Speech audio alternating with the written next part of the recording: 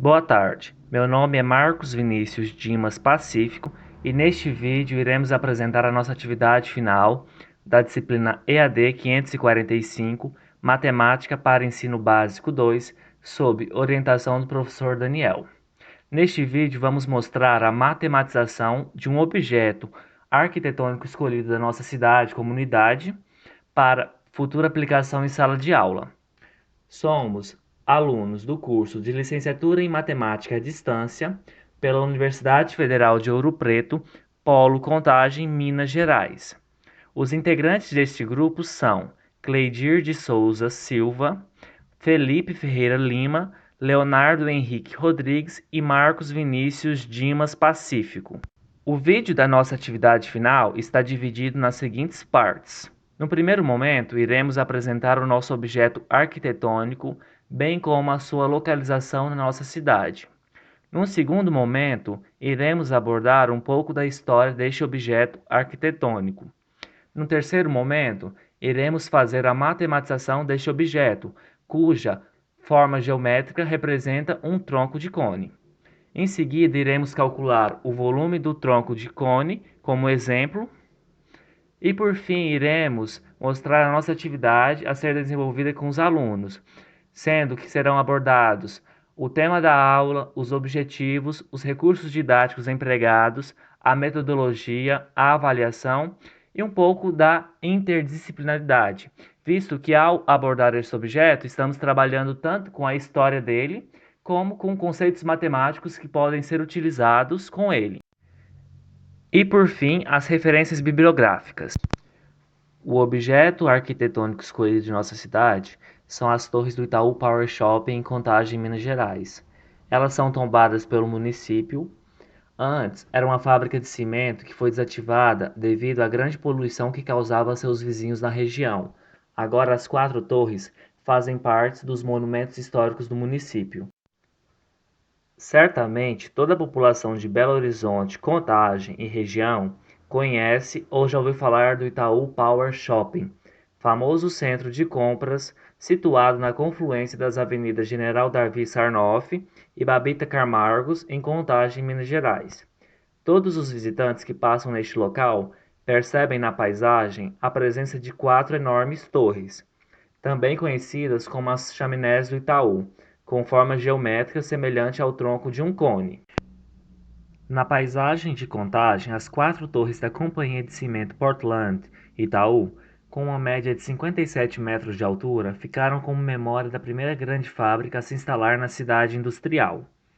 A companhia tinha a capacidade de produzir 200 toneladas de cimento por dia, e o primeiro saco de cimento foi produzido em 1945. Após 43 anos de produção, a companhia encerrou suas atividades por questões econômicas e ambientais.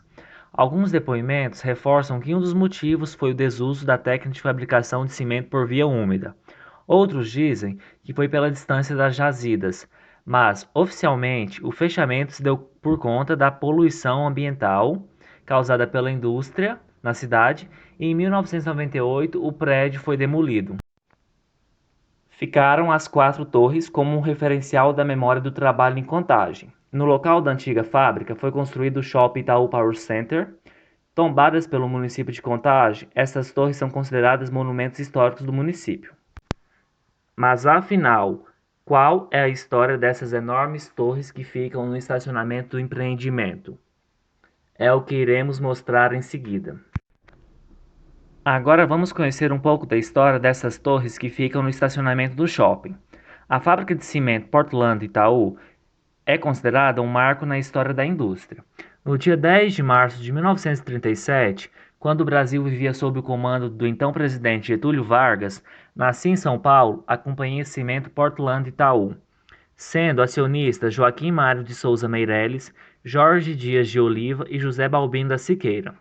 Hoje, a sede da empresa está situada em Passos, Minas Gerais, mas a segunda unidade do grupo foi instalada no dia 9 de julho de 1941, na cidade industrial, em Contagem, através do convênio assinado no Palácio da Liberdade entre o Estado e a companhia, que anos depois teria que deixar a cidade, já que suas atividades se tornaram incompatíveis com o crescimento populacional do seu entorno.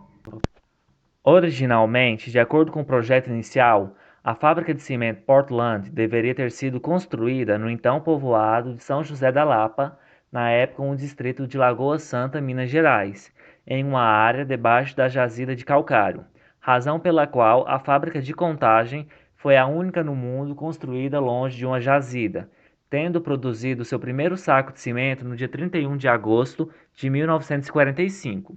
De acordo com os arquivos da empresa, o engenheiro responsável pelos cálculos estruturais da construção da fábrica foi o baiano Manuel Batista de Andrade Silva, que foi aos Estados Unidos para supervisionar a construção dos equipamentos para a fábrica. O material foi fabricado por técnicos belgas e dinamarqueses, refugiados da Segunda Guerra Mundial. Embora sem comprovação, consta na história da construção da fábrica que a mão de obra braçal era feita pelos detentos da então Penitenciária Agrícola de Neves, em razão da falta de mão de obra qualificada. Na década de 60, a fábrica tornou-se uma das principais fornecedoras de cimento para a construção de Brasília. Sua produção era transportada através de um cabo aéreo que servia para o transporte de calcário da pedreira de Carrancas, situada na fazenda Nova Granja. Esse cabo percorria 28 quilômetros e era considerado um dos maiores, se não o maior da América do Sul. O transporte era feito através de caçambas, sob fios que no percurso se transpunham em vários estágios. Durante a instalação da fábrica na cidade de Contagem, houve-se a necessidade da criação de uma vila para acomodar os operários. Esta vila foi chamada de Vila Itaú. Devido à carência de mão de obra especializada na região, os dirigentes da fábrica acabaram optando por construir uma vila operária dentro do terreno da fábrica para garantir a presença dos operários indispensáveis ao trabalho durante as 24 horas do dia. Com isso, a vila operária chegou a possuir 240 casas. Sua infraestrutura era completa e possuía clube, cinema, farmácia, armazém, capela, posto médico e dentário e cooperativa, além do conjunto musical Itaú, que animava os bailes, um time de futebol e uma banda de música chamada Sociedade Musical Itaú. A partir daí, e com o surgimento de novas empresas na região, outras aglomerações habitacionais foram surgindo e com elas os problemas, tanto para a população, que não tinha uma boa qualidade de vida, como para a empresa, que passou a ser acusada de causar uma série de doenças, sobretudo as doenças respiratórias. O processo de desativação da fábrica tem explicações econômicas e ambientais. Alguns depoimentos reforçam que um dos motivos foi o desuso da técnica de fabricação de cimento por via úmida. Outros dizem que foi pela distância das jazidas, mas o motivo principal para o fechamento da fábrica foi devido à poluição ambiental causada ao município e aos vizinhos. De 1988 até 1998, a fábrica esteve fechada, sendo que na vila permaneceram 11 famílias. Em 1998, a Atrium Consultoria apresentou o projeto do Itaú Power Center, que levou à demolição das edificações em 15 de dezembro do mesmo ano, tendo-se, no entanto, preservado a memória da antiga fábrica com a manutenção das 4 chaminés e do prédio administrativo. Conhecemos um pouco da história do nosso objeto arquitetônico. Agora vamos fazer uma matematização deste objeto geométrico. Sabemos que as 4 torres do Itaú Power Shopping possuem a forma geométrica de um tronco de cone. Partindo disso, precisamos estabelecer alguns conceitos e pontos fundamentais no estudo de um tronco de cone. Sabemos que o cone é um sólido de revolução geométrico que faz parte dos estudos de geometria espacial. Ele possui uma base circular formada por segmentos de reta que têm uma extremidade num vértice em comum. Se um cone sofrer a interseção de um plano paralelo à sua base circular, a uma determinada altura, teremos a constituição de uma nova figura geométrica espacial, denominada tronco de cone. Agora, nosso colega Felipe abordará um pouco mais sobre a matematização do nosso objeto arquitetônico. Ele apresentará os elementos que compõem um tronco de cone, bem como as fórmulas para calcular o volume e a área total de um tronco de cone. Tronco de cone. Veja, imagina que nós temos o cone, vamos seccionar por um plano paralelo à base, e aí nós determinamos um cone pequeno e um tronco de cone. Ao admitir essas duas ideias, a gente vai perceber que o cone menor tem uma altura hzinho e que o cone maior tem uma altura hzão. Sabendo disso, a gente vai perceber ainda que a circunferência menor tem raio rzinho, A circunferência maior tem raio Rzão. Nós determinamos a altura do tronco e geratriz do tronco. Mas antes de falar do tronco, a gente tem que falar do seguinte. Área da base menor dividida por área da base maior é igual a Rzinho ao quadrado dividido por Rzão ao quadrado, que é igual a Hzinho ao quadrado dividido por Hzão ao quadrado, que é igual a geratriz menor ao quadrado dividido por geratriz maior ao quadrado, ok? Quando a relação é de área, essa estrutura fica elevada ao quadrado. Nós podemos ter ainda a relação para o volume. Volume parcial ou volume pequeno dividido pelo volume total é Rzinho ao cubo sobre Rzão ao cubo, que é igual a Hzinho ao cubo sobre Hzão ao cubo, que é igual a geratriz menor ao cubo dividido por geratriz maior ao cubo, ok? Agora, o tronco do cone propriamente dito tem as seguintes relações. Primeira, área lateral do tronco do cone é π que multiplica Rzinho mais Rzão, tudo isso vezes a geratriz do tronco, ok? Tudo isso vezes a geratriz do tronco. A área total é bastante evidente, será área da base menor mais área da base maior mais área lateral, ok? Essa é a área total. E volume do tronco será π que multiplica a altura do tronco sobre 3, que multiplica Rzinho ao quadrado mais Rzinho vezes Rzão, mais Rzão ao quadrado. Lembrando que Rzinho é o raio da base menor e Rzão é o raio da base maior. Agora o nosso colega Cleidir apresentará um exemplo de como calcular o volume de um tronco de cone. Este exemplo servirá como base para os alunos calcularem o volume de um tronco de cone, ou seja, das 4 torres do nosso objeto arquitetônico, a partir dos dados que eles coletarão na nossa atividade prática.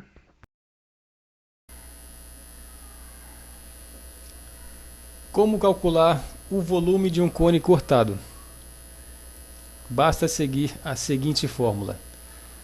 O volume total é igual a π vezes a altura total dividida por 3, vezes raio grande ao quadrado, mais raio grande vezes raio pequeno, mais raio pequeno ao quadrado.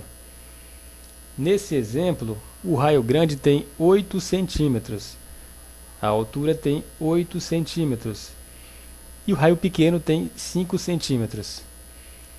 Então ficaria assim, o volume total é igual a 3,14, que é o valor de π, vezes 8, que é a altura total, dividida por 3, vezes 8 ao quadrado, que é o raio grande, mais 8 vezes 5, que é raio grande vezes raio pequeno, mais 5 ao quadrado, que é o raio pequeno.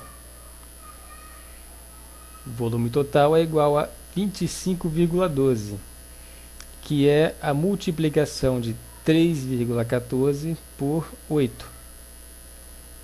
E divide por 3, vezes 64, que é 8 ao quadrado, mais 40, que é 8 vezes 5, mais 25, que é 5 ao quadrado. Vai ficar assim. O volume total é igual a 8,37, que é 25,12 dividido por 3, vezes 129, que é a soma de 64 mais 40 mais 25, que é igual a 1079,73.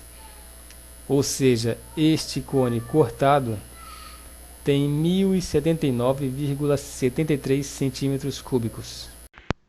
Foram apresentados a história, bem como alguns conteúdos matemáticos que podem ser trabalhados com o nosso objeto arquitetônico escolhido.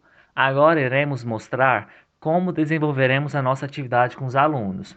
O tema da nossa aula será área e volume de um tronco de cone. O conteúdo dessa aula está relacionado com o livro Geometria Plana, módulo 2, indicado no Moodle, mais especificamente com as aulas que se tratam de cálculo de área e volume de sólidos de revolução.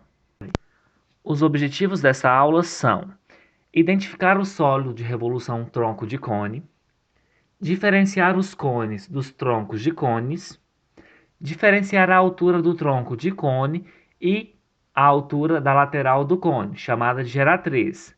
Além disso, determinar a área total de um tronco de cone e calcular o volume de um tronco de cone.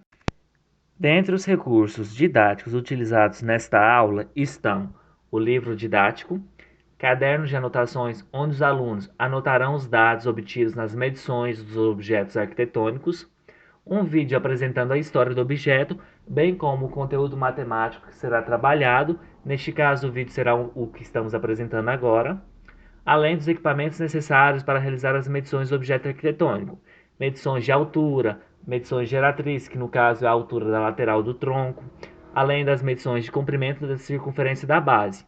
Além desses equipamentos, poderá ser utilizado câmeras fotográficas e outros recursos que facilitarão o desenvolvimento da nossa atividade prática.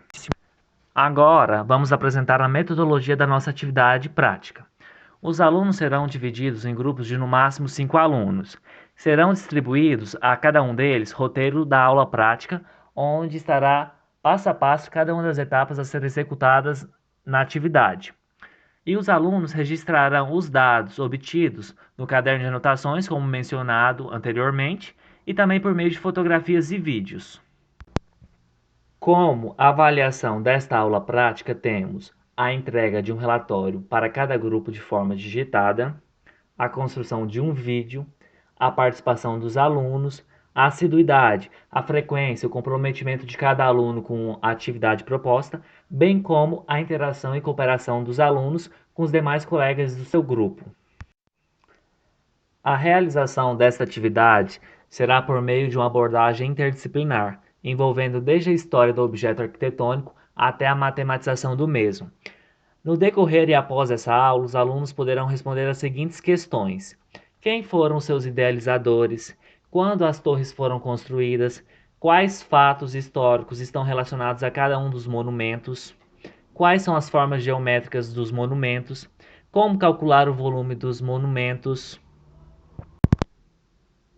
Ainda, quais são seus volumes? Qual destes monumentos possui a maior altura? Qual será a área de cada torre? Qual a média dos volumes das áreas dos troncos de cones? E ainda poderá questionar os alunos se é possível encontrar monumentos em formas de coluna que não sejam de forma cilíndrica. Aqui estão apresentadas algumas de nossas referências bibliográficas.